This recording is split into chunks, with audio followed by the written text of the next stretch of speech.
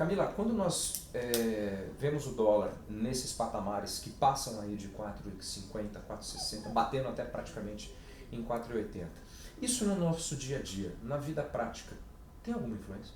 Tem influência, sim. A primeira influência que tem e a primeira associação que nós fazemos é como que isso vai bater na inflação. Então, a gente vem acalmar um pouco, né? Porque a taxa de câmbio a gente já pensa, nossa, isso vai bater nos preços ao consumidor, vai pressionar os preços ao consumidor? Não necessariamente. Então, assim, quando a gente olha para os preços industrializados, esses insumos, eles ficam mais caros e sim, pode prejudicar o preço dos eletroeletrônicos. Só que, associado com esse movimento de desvalorização da taxa de câmbio, a gente tem a questão do coronavírus, que traz implicação de desaceleração da economia global, ou seja, uma demanda mais fraca. E como que isso bate no preço das commodities agrícolas, agropecuárias, principalmente, acaba desvalorizando por conta, né, dessa percepção de desaquecimento da economia mundial. Então, ao mesmo tempo que a gente tem uma desvalorização da taxa de câmbio, não necessariamente isso vai bater no preço de alimentos. A gente tem um movimento que a gente não consegue associar, né, de maneira prática. Num momento em que a gente chama esse cálculo de repasse cambial para os preços ao consumidor.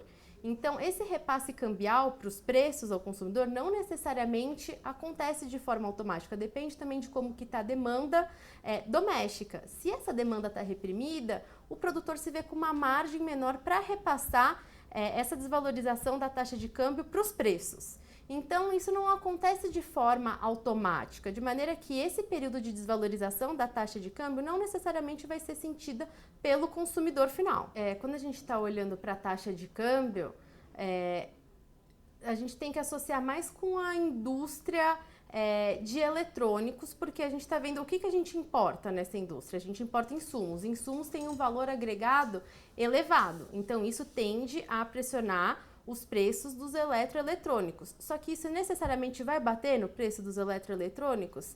Depende, se a gente estiver num contexto em que a demanda está aquecida, isso vai refletir no preço ao consumidor. Agora, numa situação em que a economia está morna, não necessariamente esse produtor vai repassar ao seu consumidor final.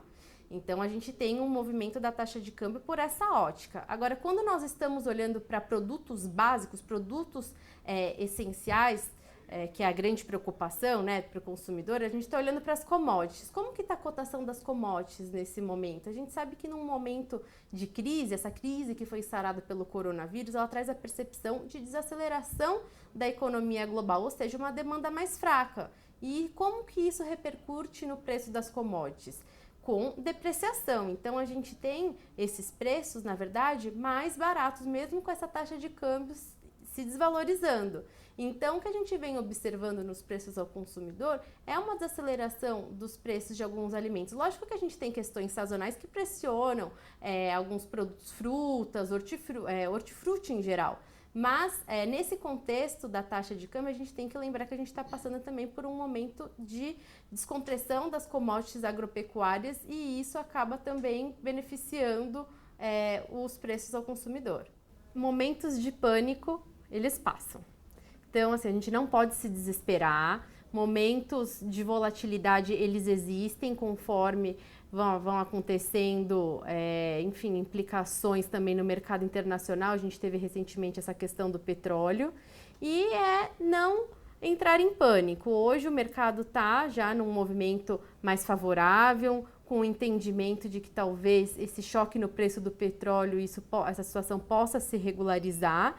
E então o mercado está um pouco mais confiante também. O mercado acionário, algumas empresas acabaram ficando com um preço acessível e também a gente acaba vendo oportunidades nesses momentos. Então, alguns investidores que não tinham alocação no mercado acionário aproveitam esse momento de barateamento do preço das ações para ingressar nesse mercado.